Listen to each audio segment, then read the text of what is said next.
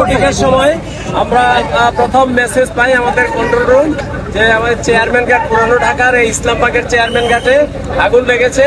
এর সাথে সাথেই আমরা মেসেজ পাওয়ার সাথে সাথেই আমাদের নিয়ারেস্ট ফায়ার স্টেশন লালবাগ সেটাকে আমরা বুক করাই।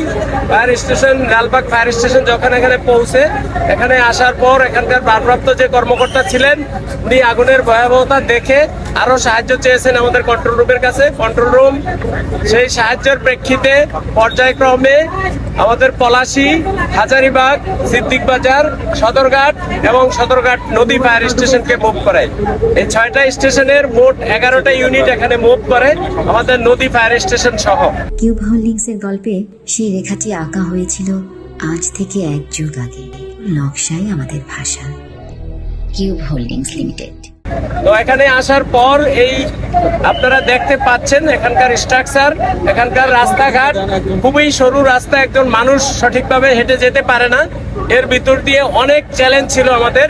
এই বিভিন্ন চ্যালেঞ্জ এবং প্রতিকূলতা মোকাবেলা করে জীবনের ঝুঁকি নিয়ে আমাদের লোকজন কিন্তু আগুনটা আমরা নিয়ন্ত্রণে নিয়ে আসি। 4টার সময় আমরা এই আগুনকে আমাদের সম্পূর্ণ নিয়ন্ত্রণে নিয়ে আসি। আগুন এখনো নির্বাপনের কাজ চলছে। আমাদের লোকজন, আমাদের ফায়ার ফাইটাররা এখনো ভিতরে আছে, তারা কাজ করতেছে। অগ্নি নির্বাপন শেষে আমরা টোটাল এলাকাকে সার্চ করব। এরপর আমরা বলতে পারবো আসলে কি কারণে আগুন লেগেছে এবং আগুন লাগার ক্ষয়ক্ষতির পরিমাণটা আমাদের একটা কমিটি হবে, সেই কমিটি ক্ষয়ক্ষতির পরিমাণ। আগুন আমাদের পুরোপুরি নিয়ন্ত্রণে আছে, আগুন আর বাড়ার কোনোই সম্ভাবনা নেই।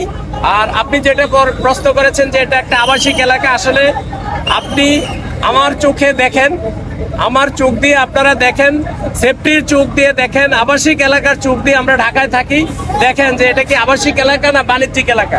আসলে এটা কি এলাকা, কি ধরনের বিল্ডিং, নিচে আপনার একতলা ইট, তারপরে টিন দিয়ে আবার 4তলা। কোন মানুষ কোন বিবেকের প্রেক্ষিতে এ ধরনের বিল্ডিং তৈরি করে এবং বিল্ডিং ভাড়া দেয় আমরা ঠিক বুঝি না। এবং এগুলা বিল্ডিং এর কোনো শ্রেণীতেই পড়ে না।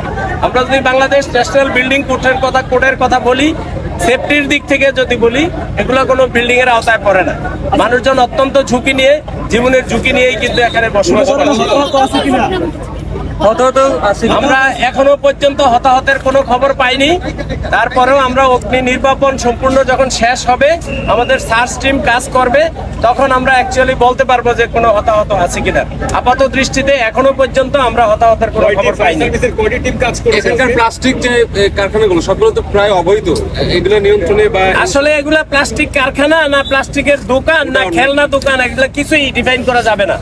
কারণ এগুলা প্লাস্টিক দানা কোথাও পলিথিন কেটে পলিথিনের মতো জিনিস কেটে কিছু জিনিস তৈরি করে কোনো ক্যাটাগরিতেই ফেলতে পারবেন না। এগুলো কি কারখানা, দোকান, ফ্যাক্টরি বা কোনো ক্যাটাগরিতে পড়ে নাই। এখনো পর্যন্ত আমরা হতাহতের কোনো খবর পাইনি।